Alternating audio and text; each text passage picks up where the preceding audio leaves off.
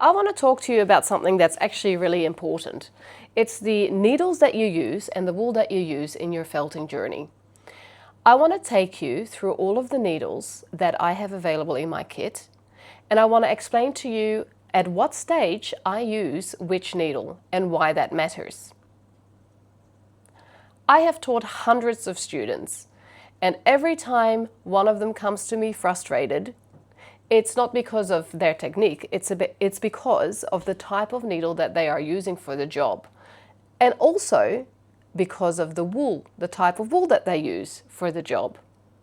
So it's very important that when you choose your wool and your needle, you know exactly how the needle and how the wool are going to behave.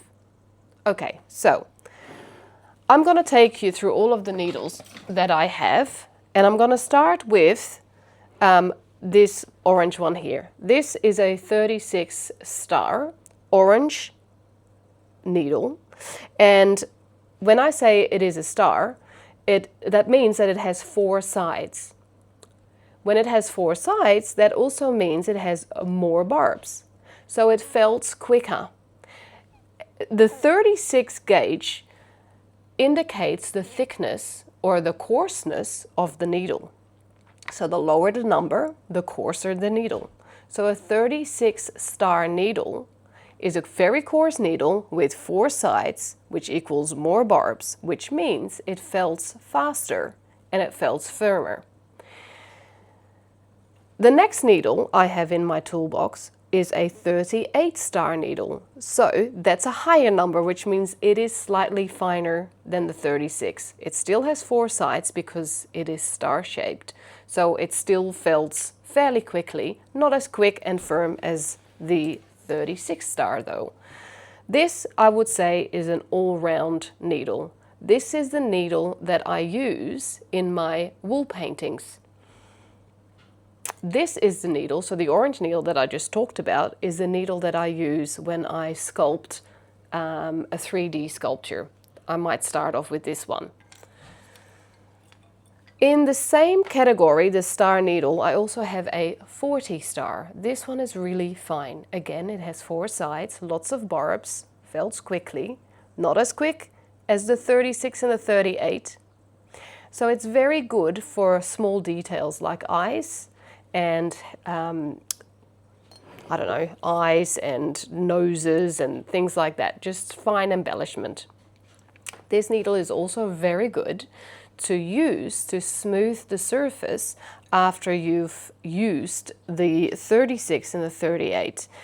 Okay, then the next needle I have is even finer. It's a 42 and it's a triangle needle. It has 3 sides, okay, so it doesn't have as many barbs or notches in the shaft as a star needle would have. This particular needle is super fine and it can actually snap fairly easily, and it happens to me quite a bit, but that's the needle that I use when I want to just attach one fiber. It's fabulous for that. I also have a a 38 triangle needle, okay, and a 40 triangle needle. Now these needles I will only ever use in a multi-tool. So this here is a multi-tool with 3 needles. This here is also a multi-tool and it has 5 needles. Now the reason that you would put in a triangle needle is so that the needles will actually get into the wool. If you put in a star needle, a coarse one, the needles will break. You just won't be able to punch it into the wool. This one here, I love, it's my favorite. It has 5 needles and they're very close together, so it's very precise. When you are working on something, you have a lot of precision because the needles are spaced closely together. Also, it has 5 needles, so again, it goes much faster than your 3 needle tool. And the best thing about this is that you can take your needles out and you can store them in the handle. Now this particular tool, it's made in New Zealand by Ashford, and it comes with 5 needles, And when you go traveling, you can just put it in your handbag and your needles stay safe. So I love this tool. My favorite needle, I've got two, but this is my favorite one. And this here is a 38 spiral needle. That means that the tip of this needle is twisted. So when it goes into your wool and it comes out, it actually doesn't leave a very big visible indentation, like, for example, your 38 star wood. So when you work with your 38 star or your 36 star, you will find that your work will have a lot of indentations in it. So with this particular spiral needle or twist needle, you still felt it fairly quick, but without leaving all of the holes. So I absolutely love this needle, and this one is red. So if you go onto my website and you're looking for what needle to purchase, this 38 spiral needle, it's the red one. All my needles are from Groz-Beckert, made in Germany from stainless steel.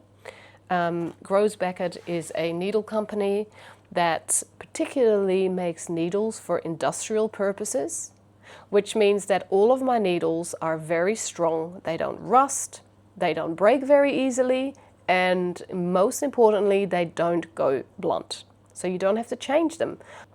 Right, what else have we got? We've got, oh, there is one more needle that I use. It's an Ashford needle, and it is also a spiral needle, just like the red one. So it doesn't leave very many holes, but it is way coarser than even the orange one or the 38. It is a 36, okay, it's a 36 spiral needle, very coarse. And in fact, if you look, it actually struggles to get into this firm felted ball. So you wouldn't use that at this stage. At this stage, you use your red one. You could even use your blue one. This very strong spiral needle I use when I do flat felting. So when I do my 2D wool paintings, this really compresses all of the wool, makes it nice and flat and just really gets it in there. So that's what I use it mostly for, is for my 2D wool paintings. Not so much for my 3D. It just tends to break. Okay, so that's a little bit about the needles that I wanted to share with you. It's important that you use the right needle for the job. If you're unsure of what needle to use, the best thing I can say to you is just try it. See how it feels for you when you are working. Also, have a look on my website. I have a needle guide on my website that you can download, and it will tell you exactly what each needle is best used for. So that is helpful. All right, the next thing I want to talk to you about is wool. Obviously we're felting, so we're using fiber, we're using wool. And I have several types of wool that I use in my felting, and they all have a different purpose. So I want to show you this wool here. This is the core wool that I use to make all of my shapes. Okay, so when I make a little fairy like this, or a koala, or what else have we got here? Little Pee-Pee, oh, he's cute, little Peter in Blueberry Land. He is completely made, so his head and his body are completely made from this core wool, okay? So you start by, for instance, making the head, you roll it up, and you felt it with your orange needle and then with your red needle. And the reason you use this wool is because of the coarseness. So the micron is really high, which means it felts fast. It has a lot of crimp, like a lot of curly bits, tangles nicely together already, and it has a short fiber. So all those things make for it to feld really quickly. You don't want to sit here all day stabbing away. We don't have time for that. Okay, so that is what you will make all of your basic shapes from. Then you have two options, and it depends on what you are making. If you are making something that has wire inside, a tree, a fairy, a sloth, anything that has a wire in it, legs on a bird, you're going to want to wrap that wire with a wool that has a longer staple. It's just much easier to do it that way. So you wrap it around your wire, and I'm going to show you an example on a pipe cleaner. When you have a pipe cleaner, you make a little loop and you put your wool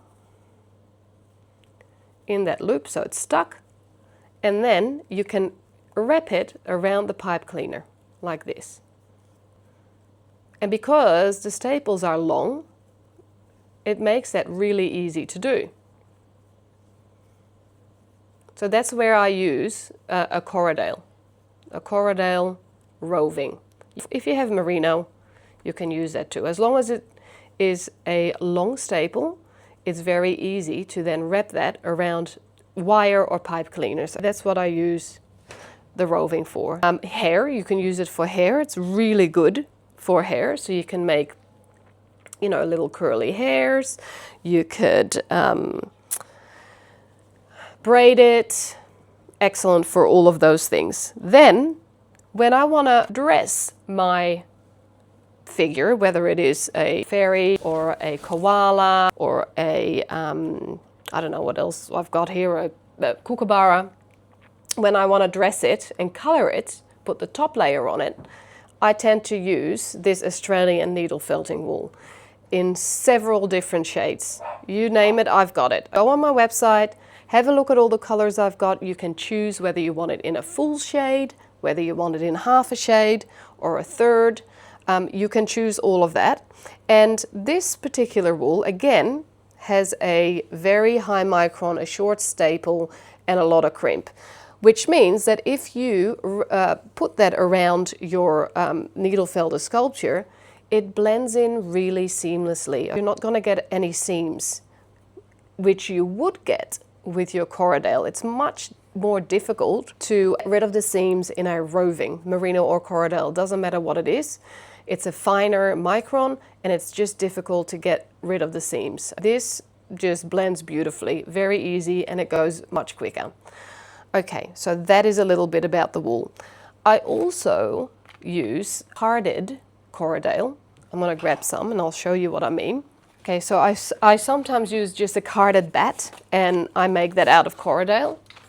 If you have a carder, a drum carder or a hand carder, you can make one of these Corriedale or merino bats. You can put in a little bit of tencel, you can put in some silk, you can put in some Angelina fibers if you want to go really out, and you can just put in all sorts of different colors. If you want to make, I don't know, if you want to make an animal, you don't always want to use one and the same colors because nature is never one and the same colors, so you blend all the colors together. When you start carding, the roving becomes more tangled in a sense. All of these fibers are no longer facing one and the same way. It means that it's easier now to actually needle felt with this. So if you don't have this short stapled high micron needle felting wool, you can card your Corriedale as well, and it will just make it a little bit easier for you to needle felt it. That's all. It just makes it easier because it's almost tangled together. The other thing that you can do with that is when you want to do a wool painting, for example, let me show you one that I did. Okay, here is one that I did, and the entire background, I wet felted. When you wet felt, you use water, you use soap, you use agitation, and you can use any wool. That's no problem, you can use any wool. Most people use this Corriedale and they pull it. They lay it down like this to create one layer, and then you have to go horizontal over the top for the second layer, and then you've got to go vertical again for the third layer. This is how you put the fibers together, because if you don't do it this way, they're not going to get stuck together. If you don't do that, if you all lay them horizontally or vertically in one direction, and then you go and felt them together, they're not going to stick. You're not going to create a fabric. Okay, so when I want to do a background for a painting, sometimes I get my carder out, I pick the colors that I want, I card them together, and I create one of these mats. Like it's already stuck together. So all I've got to do is lay it down on my plastic sheet, add water, add soap, and rub it. Just rub it, rub it, rub it. And it will start to become a felted piece of fabric or a background for any of my paintings. Okay, so there is that. What else can I tell you? Oh gosh, I've got so much information up here that sometimes I struggle to get out. Let's see how we go. When I do my wall paintings and I wet felt the background, I then still have to needle felt all of the detail over the top of it, because you can't really get that detail. Well, I can't when I wet felt. So I then needle felt all of the detail right over the top. And for all of the detail, so all the little leaves, the rocks, the waterfall, actually the waterfall I use silk this time, but for all the leaves and the trees, I again use the short stapled, high micron, high crimp Australian needle felting wool that I have available on my website. And it comes in so many different colors.